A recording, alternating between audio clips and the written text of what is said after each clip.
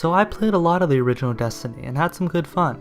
But right about the time The Taken King came out, I decided to quit the game for a bunch of different reasons, such as the community not helping lower level players and the DLC essentially being required to continue having fun with the game. So I have some great memories of the first Destiny, but recognize many of its flaws. So I wasn't planning to get this game when it was announced, and what I had seen up until the launch didn't impress me enough to buy it at full price. But I actually ended up getting this game for free, which is sort of a long story, but basically I traded my Xbox One in for an Xbox One S that happened to come with Destiny 2. So if it wasn't for that, I wouldn't have purchased this game with my own money. But I've been playing it for a good amount of time and decided to discuss my thoughts on it in this video, starting with the story. And don't worry, I won't spoil anything story related outside of the first half an hour, in case you haven't played it yet. So the game actually starts out great. There's an impressive cutscene, the main villain Ghaul pushing your guardian off a ledge to his doom, taking the light away from him and removing all his powers. This creates some awesome moments in the very beginning, but the game quickly starts giving your powers back, and it honestly completely ruins the underdog hopeless feel, like in this clip where I'm limping around but for some reason the game still lets me awkwardly dance.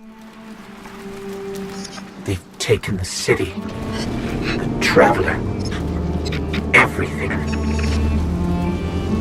The Red Legion is killing powerless guardians. We have to get out of here.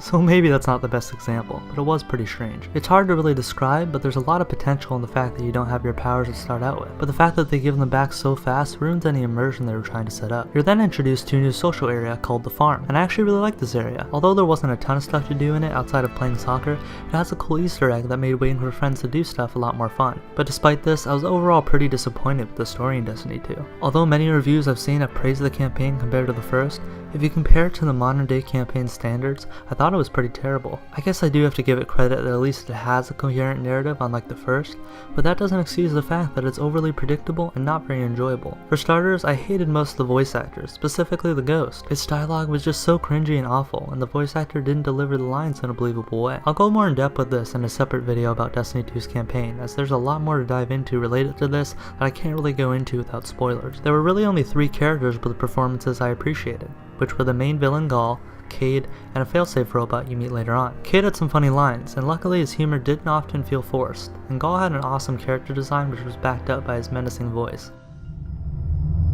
I would have words with my guest. And a quick side note, some of the villain cutscenes were pretty great, but talking more about them would venture into spoiler territory, so I'll save it for the campaign video. But let's move on from the story. I was overall unimpressed by both the campaign's substance and its length, which was padded out by long distances of walking and still only amounted to about 6 hours for me, which is pitifully short. I sort of want to go over the loot system last, so let's discuss strikes. Overall, I was actually pretty impressed with the strikes in this game. There are a lot of fun strikes with memorable parts, like one where you have to parkour through a quick laser maze that could kill you if you make a mistake. However, similar to the last Destiny, the bosses are pretty forgettable and mostly act as bullet sponges. I mean, one of them is unique since it will disappear occasionally, but that was often more of an annoyance than anything else, as sometimes you would clear the room and have to wait a bit for the boss to respawn. So the bottom line is, although strikes still have flaws from the original game, they are still significantly cooler than Destiny 1 at most points, and they don't seem too repetitive. Next is the Crucible. I was actually pretty impressed here as well. In the first Destiny, the Crucible was fun, but often unbalanced, and here they've taken some steps to fix that. The first change is the decreased appearance of heavy ammo, which is really nice as you don't have to worry about being one-shotted with a rocket launcher nearly as often. However, I do applaud Bungie for not completely removing it, as I find I'm still able to get the heavy ammo often enough for it to be relevant. I think they found a great balance here, with heavy weapons not being used quite as much as they were before,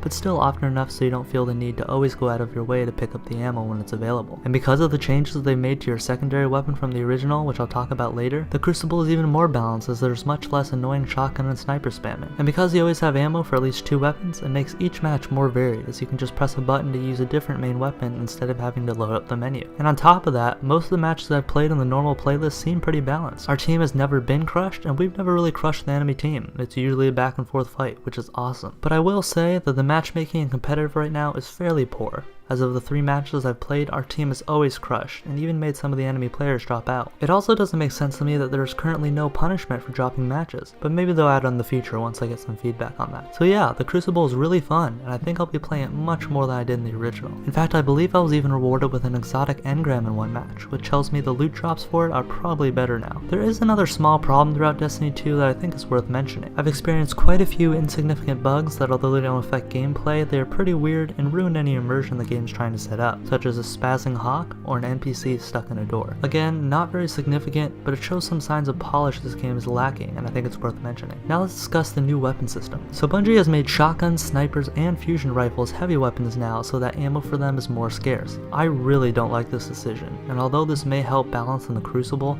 it makes PvE significantly less fun. Now instead of having enough ammo for both a primary weapon and a secondary shotgun or sniper, I just have ammo for 2 primaries. It feels pretty lazy to me, as the weapons for both primary and secondary slots now are almost exactly the same. I miss using the shotgun against AI, as it was always satisfying to be able to pull it out often and quickly eliminate the enemies near me. Now I always feel like I should save my shotgun ammo for more difficult enemies, which isn't nearly as often. I also hate how there are so many heavy weapons now. Before it was just a rocket, machine gun, and I believe the grenade launcher later on. But since all of the secondaries are now in that slot as well, I never use most of them, as switching just removes all your heavy ammo, which is rare to begin with. So I found that I unfortunately never really use the sniper, shotgun, or fusion rifles anymore, as the rocket and grenade launchers are usually better. It's really too bad that Bungie changed the weapons in this way, as it significantly reduces my enjoyment of the firearms the game has to offer. Now let's discuss loot a bit. First of all, the game directly gives you a couple of exotics early on, which sort of bugs me, as it means they lose some of their prestige and I'm less excited to earn them. In the original Destiny, I had no idea exotics even existed until I got the Red Death from the Vault of Glass. It was so cool to see that yellow square on the right side of the screen appear while I had no idea what it was,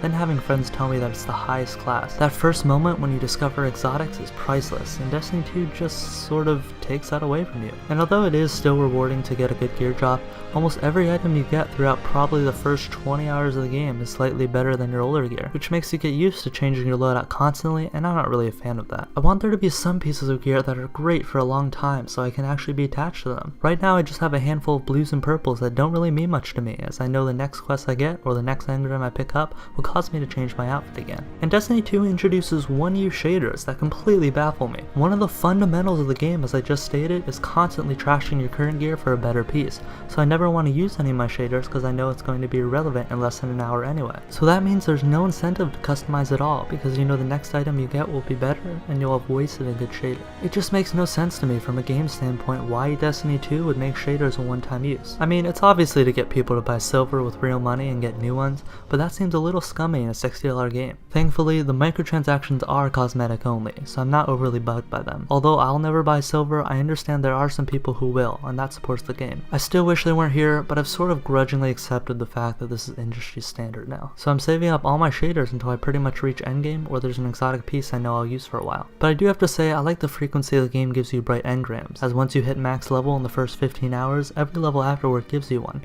which doesn't take too long and seems fair. Oh yeah, and bright engrams are what give you shaders, by the way. I also like the way public events work now. They appear much more often. You can always see on the map where one is taking place. Although they can get a bit repetitive, I usually find that there are enough teammates around to fight with that it remains fun. And even if there aren't any other Guardians that show up, the difficulty is just perfect enough for you to be able to complete it on your own if you display excellent skill. It's pretty rewarding, and although I've never gotten an exotic from completing one yet, I've heard the chances of a drop are fairly good. So I know there's a lot more I could talk about with this game, but it's a bit overwhelming to get across in one video. The bottom line is I'm pretty disappointed with Destiny 2 as a whole, as so many criticisms of the first were not addressed here at all, and I almost feel like it's a slap in the face from Bungie. We wanted aerial combat, we wanted more interesting bosses and mission design, we wanted better classes, we wanted planets you could fly to, and so on. To give credit where it's due, there at least is a story and there were some important balancing changes, but other than that, they didn't really add much new, and the 4 worlds in the game just feel recycled. I can already tell Destiny 2 will end up suffering from a similar fate as the original,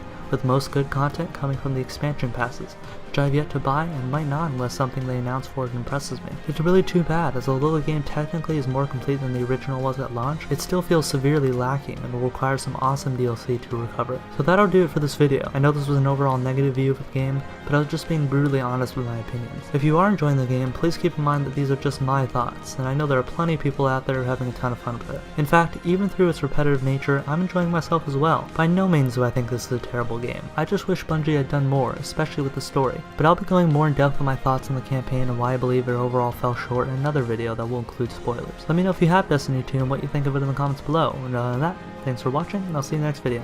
Bye.